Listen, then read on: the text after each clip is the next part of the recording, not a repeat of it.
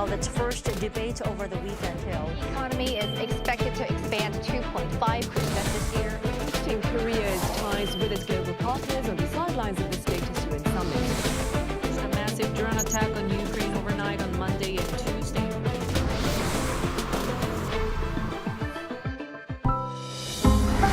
Arirang.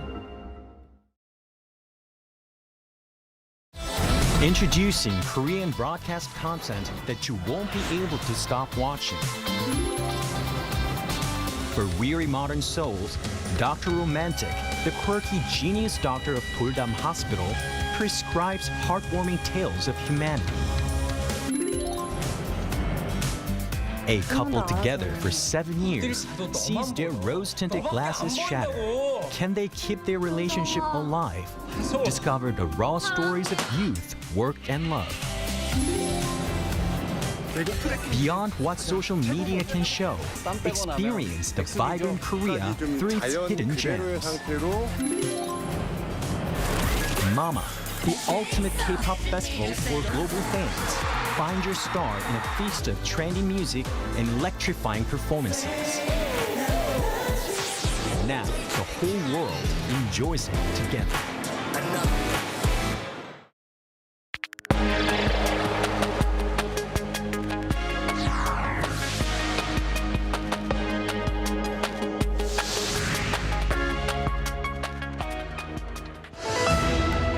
The U.S. Federal Reserve has decided to keep its key interest rate steady, citing uncertainties from the Iran war and rising concerns about inflation.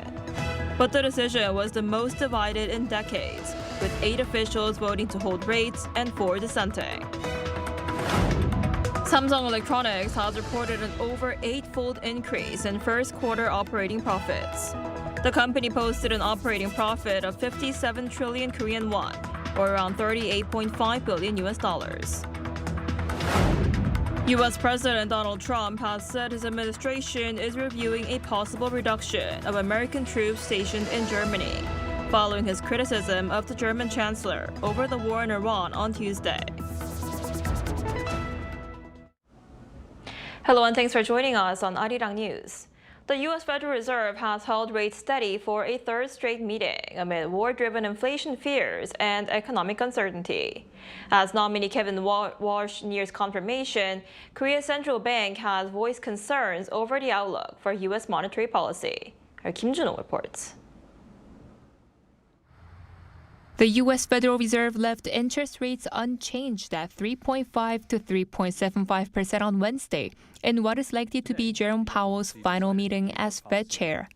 The decision was announced after a divided FOMC regular meeting and marks the third consecutive rate freeze this year. Explaining the move, the central bank pointed to mounting inflation pressure from rising global oil prices tied to the Middle East conflict, as well as growing economic uncertainty. The U.S. economy has been expanding at a solid pace. While job gains have remained low, the unemployment rate has been little changed in recent months. Inflation has moved up and is elevated, in part reflecting the recent increase in global energy prices. The decision was the most divided since 1992, with 4 of the 12-member committee dissenting, including 3 who took issue with language in the post-meeting statement that suggested the central bank could eventually resume rate cuts. The Fed said it remains committed to achieving its 2% inflation goal over time, adding it is prepared to adjust policy if risks threaten the path, a signal some analysts say leaves the door open to rate cuts. The meeting was also likely the final FOMC session under Jerome Powell. However, at a press conference on the same day, he said he plans to stay at the central bank as a member of its board of governors. After my term as chair ends on May 15, I will continue to serve as a governor for a period of time to be determined. I plan to keep a low profile as a governor. The June FOMC meeting is expected to be chaired by nominee Kevin Walsh. The Senate Banking Committee on Wednesday advanced Walsh's nomination to the full Senate, and if confirmed, he is expected to assume the role after Powell's term as chair ends. Meanwhile, Korea's central bank said the Fed's split decision has added to uncertainty over the future path of U.S. monetary policy, particularly ahead of the next chair's inauguration. Earlier Thursday, the Bank of Korea pointed to deeper divisions within the FOMC and rising inflation pressure from higher oil prices. The central bank added it will stay alert, monitor risks including the situation in the Middle East closely, and act as needed. Kim Jun-ho, Arirang News. And Korea posted a triple gain in March with industrial output, retail sales, and facility investment all rising on month for the first time in 6 months. Data released Thursday by the Ministry of Data and Statistics showed industry production edged up 0.3% last month, marking the second consecutive month of increase. Industrial and manufacturing output both rose 0.3%, but semiconductors, which have been a key driver, saw a fall of around 8%. Refined petroleum products also dropped by about 6%, partly due to the impact of the Middle East conflict. Domestic demand showed signs of recovery, with services, retail sales, and facility investment all posting gains in the 1% range. Samsung Electronics reported an over 8-fold increase in first quarter operating profits. The company on Thursday posted an operating profit of 57.23 trillion Korean won, which is around $38.54 billion US dollars. Now that's an increase of 756% compared to the same period the previous year. Over 93% of Samsung's operating profit came from semiconductor sales. The consumer electronics and mobile division, which recently launched the Galaxy S26 series, posted a solid but comparatively modest 3 trillion won in operating profit. Samsung projected that the second half of the year carries risks, including global tariffs and geopolitical uncertainty. The company said it plans to maintain stable business operations by responding flexibly to changes in market conditions and strengthening the competitiveness of its high value-added products. On the cultural front, K-pop concerts are delivering a major boost to Korea's tourism economy. Recent data shows the BTS effect is providing a much-needed boost to the economy, as fans tend to stay longer and spend more compared to the average tourist. Our Chung Il-im tells us more. Global K-pop superstar group BTS has proved its significance in Korea's tourism economy. According to a report released today by the Ministry of Culture, Sports and Tourism, foreign visitors who traveled to Korea for BTS concerts stayed longer and spent significantly more than the average tourist. Data from the Gwanghwamun Square concert in March shows that foreign visitors stayed an average of 8.7 days, which is 2.9 days longer than the general tourist average of 6.1. Their spending averaged 3.53 million won, or some $2,300 US dollars per person, nearly 1.5 times the typical tourist. The impact was seen more concentrated in local neighborhoods. In Daehwa-dong, Goyang, where the band performed earlier this month, the number of foreign visitors skyrocketed 35-fold compared to the same period last year, from about 1,000 to about 48,000. Foreign card transactions climbed from roughly 8.9 million won to over 330 million won, or about $228,000, marking a 38-fold surge compared to the same period a year earlier. Experts attribute this to the BTS The City program, which links the concert venue with landmarks in Seoul's Yongsan and Myeongdong. Instead of just attending a concert, fans are engaging in stay-type tourism, exploring filming locations and museum exhibits. Experts say rising interest in K-culture has turned into an engine, driving a paradigm shift in Korea's tourism industry. With BTS resuming group activities, global fans are turning their focus back to Korea. We're seeing a massive influx of international tourists whenever these major concerts take place. It's a very positive sign that proves the real-world impact of Korea's cultural assets through hard data. The government is now taking this blueprint nationwide. To coincide with the upcoming BTS Busan concerts in June, a special welcome week will be held from June 1st to the 15th. Chung Il-im, Arirang News.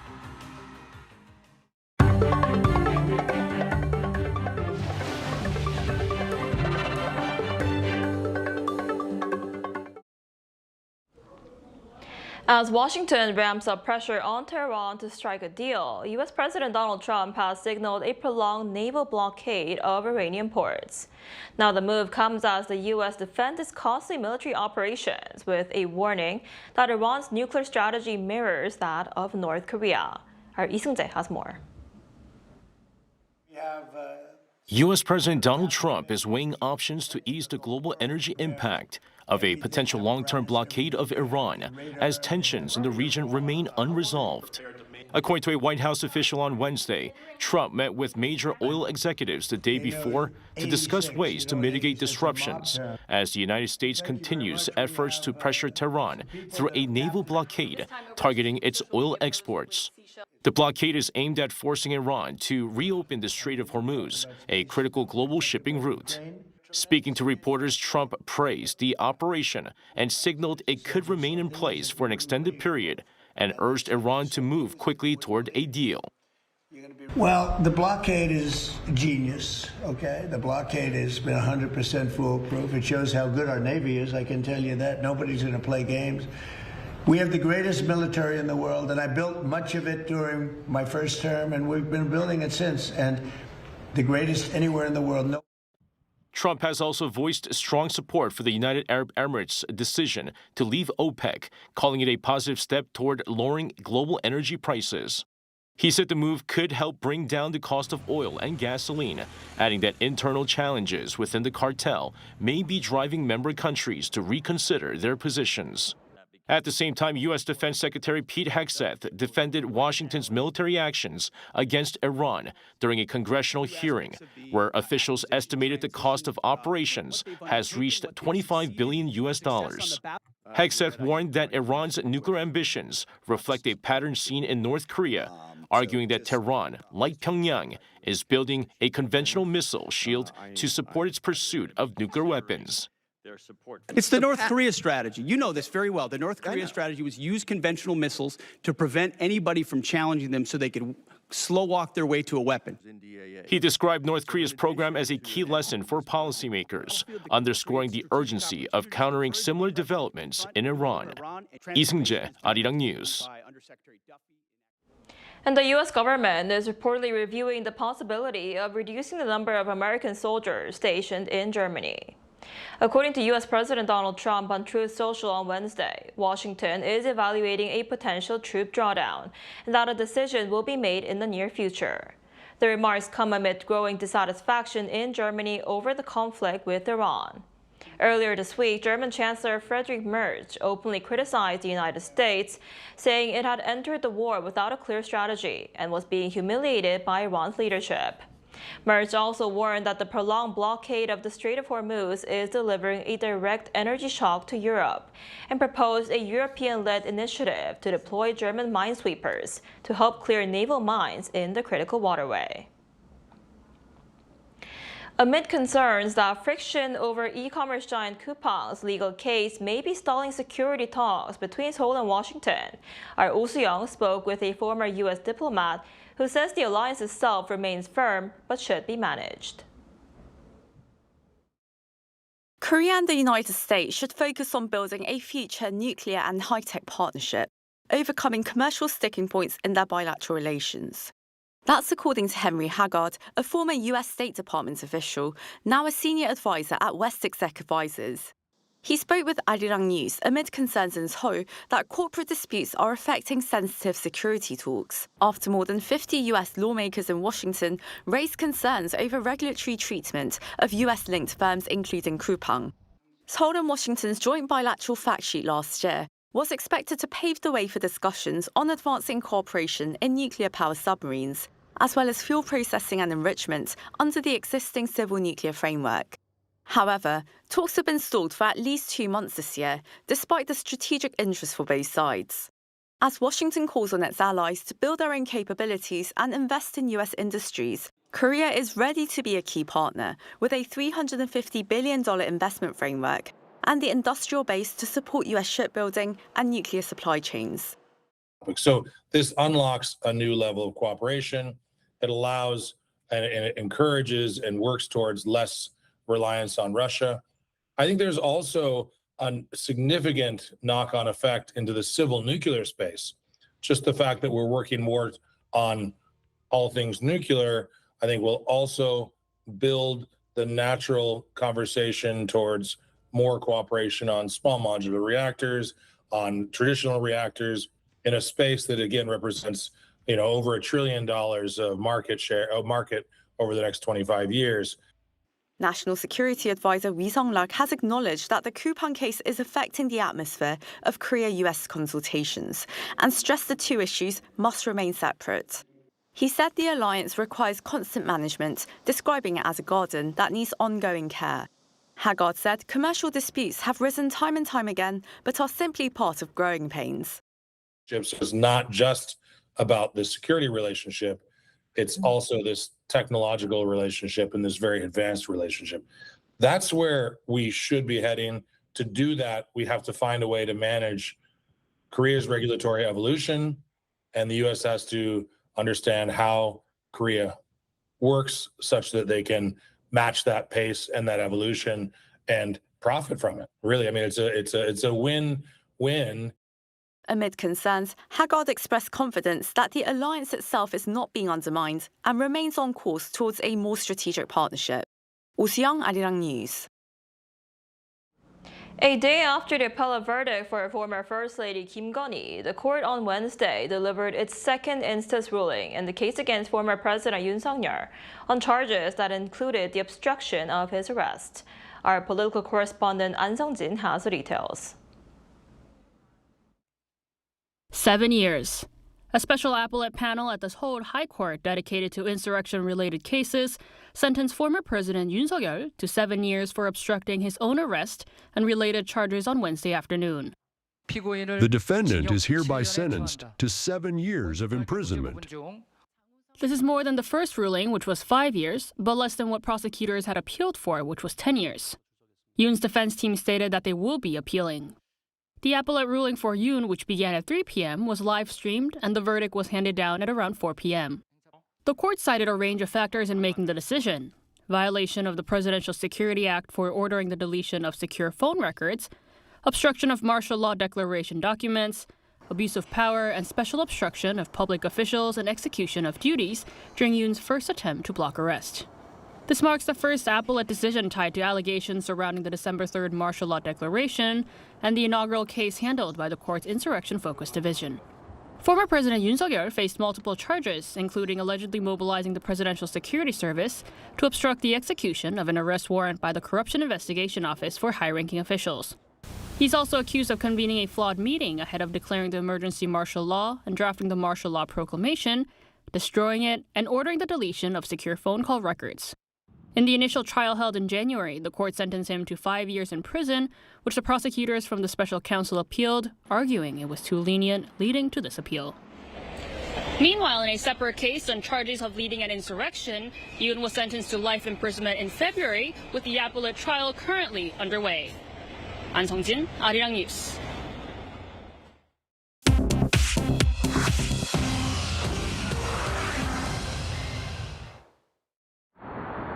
This is The World Now, bringing you everything you need to know from around the globe.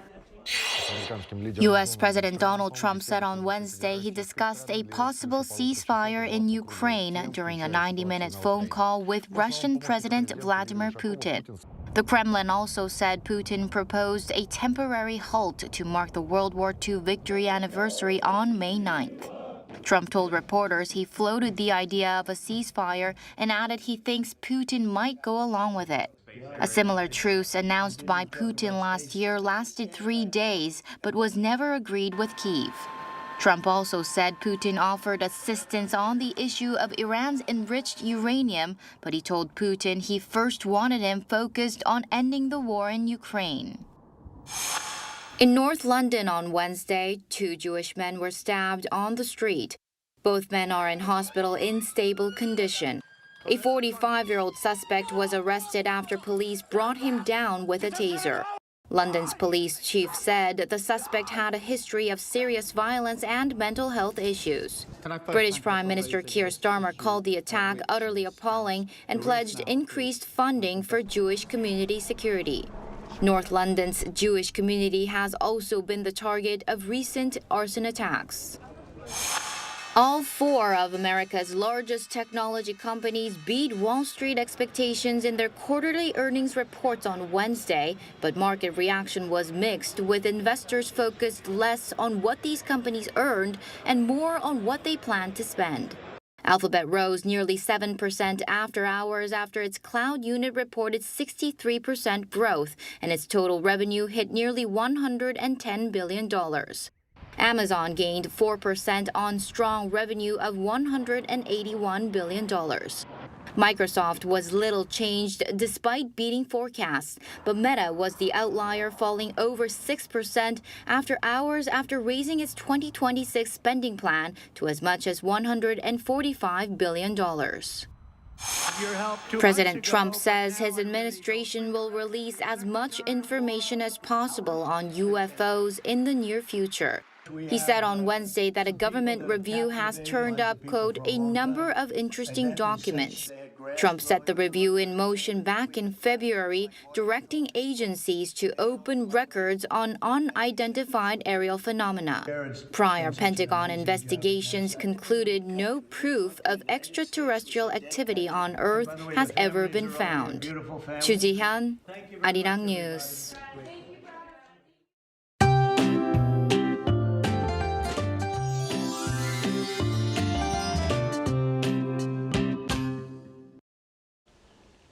The last day of April brings sun, clouds, and spotty rain. The capital area is enjoying clear skies and pleasant spring sunshine, but from late this afternoon, much of the southern provinces and Jeju-do Island will see 5 to 10 millimeters of rainfall through tonight, while Jeju could receive showers into tomorrow morning. Temperature-wise, a classic spring setup continues with cooler mornings and milder afternoons. Friday's highs will get up to 25 degrees, then Sunday, it will drop down to just 19 degrees here in Seoul. And just like yesterday, the capital area in Gangwon-do province will stay mostly sunny, but the rest of the country will be under cloudier skies. Seoul will be getting up to 23 this afternoon. Gyeongju, Gwangju, Daegu will be getting up to 20 degrees, but air quality will be decent nationwide all day today. Many seem to be taking a long weekend through Children's Day next Tuesday, but nationwide rain is expected next Sunday. Otherwise, it's going to be fairly sunny.